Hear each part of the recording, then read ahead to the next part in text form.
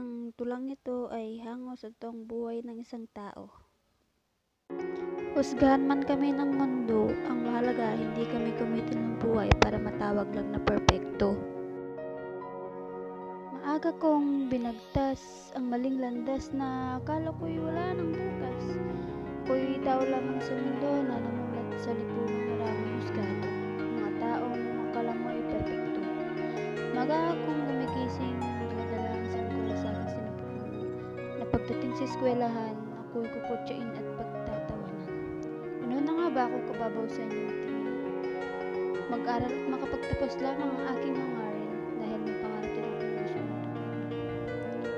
Sa bawat buka ng bibig nila, animoy parang bala na kaya kang durugin kapag nagpapekto ka. Yan kasi inunang lumandi. Ang bata-bata pa, nagpabuntis na. Ilan lang yan sa mga salitang alam kong ako yung pinaparinggan. Ay oo nga pala, nasa Pilipinas pala tayo. Na kung saan maraming husgado. Na kung saan akala mo'y lahat perfecto.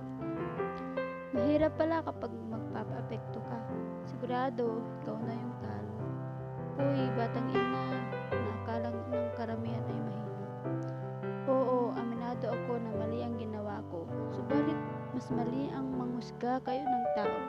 Lalo na't hindi nyo alam ang buong kwento ko.